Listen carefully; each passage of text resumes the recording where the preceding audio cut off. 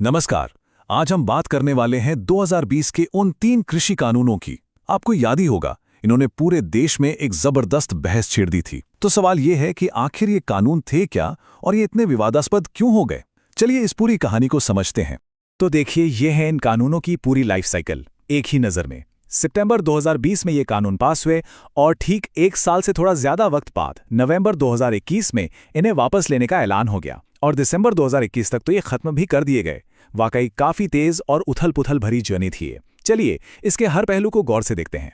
अच्छा, तो ये कृषि सुधार थे क्या? बात है सितंबर 2020 की। उस वक्त देश में लॉकडाउन चल रहा था और तभी इन 3 बिलों को संसद में पास करके कानून बना दिया गया। और एक दिलचस्प बात यह भी है कि कानून बनने से पहले इन्हें अध्यादेश मतलब ऑर्डिनेंस के तौर पर लाया गया था, तो इनका रास्ता थोड़ा अलग था। ये जो 3 कानून थे ना, ये 3 अलग-अलग चीजों पर फोकस कर रहे थे। एक था व्यापार को लेकर, दूसरा था कॉन्ट्रैक्ट्स यानी अनुबंधों पर, और तीसरा था जरूरी चीजों यानी एसेंशियल कमोडिटीज के बारे में। तो एक-एक करके इनको समझते हैं। चलिए पहले वाले से शुरू करते हैं। तो पहला एक्ट था व्यापार की आज़ादी के बारे में।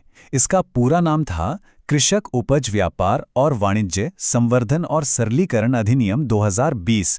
इसका मेन मकसद ये था कि किसान अपनी फसल कहाँ और कैसे बेच सकते हैं, इस पूरे सिस्टम को ही बदल दिया जाए। अब इस कानून के जो मुख्य प्रावधान थे वो 2 बड़े बदलाव लेकर आए। पहला, किसानों को छूट दी गई कि वो अपनी फसल एपीएमसी मंडियों के बाहर भी बेच सकते हैं, मतलब इंटरस्टेट या इंट्रास्टेट कहीं भी। और दूसरा, राज्य सरकारों पर यह पाबंदी लगा दी गई कि वो एपीएमसी एरिया के बाहर होने वाले इस व्यापार पर कोई मार्केट फीस, सेस या कोई और लेवी नहीं लगा सकती। और ये एक बहुत ही बड़ा बदलाव था, क्योंकि दशकों से तो एपीएमसी मंडियां ही खेती किसानी के सेंटर में थीं। अब आते हैं दूसरे एक्ट पर। इसका मकसद था कॉन्ट्रैक्ट फार्मिंग के लिए एक फ्रेमवर्क तैयार करना। पूरा नाम था इसका किसान सशक्तिकरण और संरक्षण, मूल्य आश्वासन और कृषि सेवा पर करार अधिनियम 2020। कॉन्ट्रैक्ट फार्मिंग का मतलब सीधा सा है कि किसान और खरीदार फसल उगाने से पहले ही एक दाम तय करके अग्रीमेंट कर सकते हैं। लेकिन सवाल यह उठता है कि अगर उस समझौते में कोई झगड़ा हो जाए तो क्या होगा। तो देखिए, इसके लिए इस कानून में एक 3 लेवल डिस्प्यूट सेटलमेंट सिस्टम बनाया गया था। पहला लेवल था सुलह बोर्ड का, फिर मामला जाता सब डिविजनल मजिस्ट्रेट के पास और आखिर में अपीलेट अथॉरिटी के पास। तो ये एक पूरा प्रोसेस था, जो कि एक अहम प्रावधान तो था, पर बाद में ये भी विवाद का एक बड़ा मुद्दा बना। और अब तीसरा एक्ट, ये जुड़ा था एसेंशियल कमोडिटीज यानी आवश्यक वस्तुओं से। इसका नाम था आवश्यक वस्तु संशोधन अधिनियम 2020। ये कानून इस बात से डील करता था कि सरकार किन चीजों को आवश्यक मानती है, और ये फैसला सीधा सीधा स्टोरेज और कीमतों पर असर डालता है। इस कानून के तहत कुछ चीजों को डीरेगुलेट कर दिया गया, जैसे कि अनाज, दालें, तिलहन, खाने का तेल, प्याज और आलू। मतलब केंद्र सरकार को ये अधिकार मिल गया कि वो इन चीजों को आवश्यक वस्तुओं की लिस्ट से हटा सकती है। इसके पीछे आइडिया तो ये था कि प्रोडक्शन, स्टोरेज और डिस्ट्रीब्यूशन में सरकारी दखल कम हो, लेकिन इससे जमाखोरी और कीमतें बढ़ने की चिंताएं भी सामने आईं। तो ये तो थे कानून, लेकिन जैसा कि हम जानते हैं, इनके आने के बाद देश भर में विरोध प्रदर्शन शुरू हो गए। ये प्रदर्शन 1 साल से भी ज्यादा चले और आखिरकार सरकार को अपना फैसला बदलना पड़ा। और इसी के साथ इन कानूनों की जो लेजिस्लेटिव जर्नी थी, वो खत्म हो गई। तो ये जो वापसी हुई, उसकी 2 तारीखें बहुत अहम हैं। पहली 19 नवंबर 2021, जब प्रधानमंत्री नरेंद्र मोदी ने इन कानूनों को वापस लेने का ऐलान किया, और दूसरी 1 दिसंबर 2021, जब संसद ने इन्हें फॉर्मली मतलब औपचारिक रूप से निरस्त कर दिया। ठीक है, तो ये थी पूरी कहानी। अब चलिए एक फटाफट रिवीजन करते हैं कुछ सवालों के जरिए। इससे जो भी जरूरी बातें हैं वो और भी पक्की हो जाएंगी। तो रिवीजन के लिए कुछ खास बातें याद रखनी है। कानून पास हुए सितंबर 2020 में, निरस्त हुए दिसंबर 2021 में।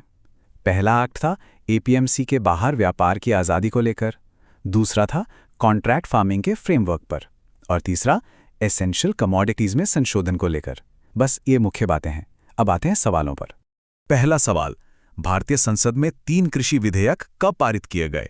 सोचिए, इसका सही जवाब है सितंबर 2020।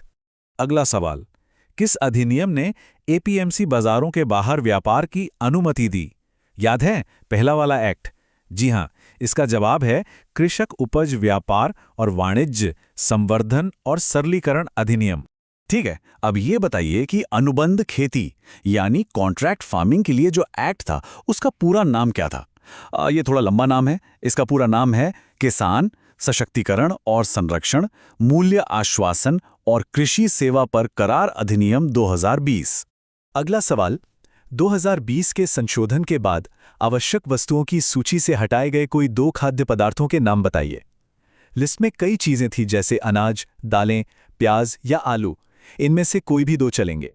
अच्छा, मूल्य आश्वासन अधिनियम के तहत विवाद निपटाने का जो 3 लेवल का सिस्टम था, उसका पहला लेवल क्या था? पहला कदम था सुलह बोर्ड यानी कंसीलिएशन बोर्ड। एक और सवाल, राज्य सरकारों को एपीएमसी एरिया के बाहर व्यापार पर क्या लगाने से मना किया गया था? उन्हें कोई भी बाजार शुल्क, उपकर या लेवी लगाने से रोका गया था। ये तारीख याद है? प्रधानमंत्री ने किस तारीख को घोषणा की कि सरकार 3 कानूनों को निरस्त कर देगी? घोषणा की तारीख थी 19 नवंबर 2021। और कृषि कानूनों को औपचारिक रूप से किस तारीख को निरस्त किया गया? घोषणा के कुछ दिन बाद 1 दिसंबर 2021 को।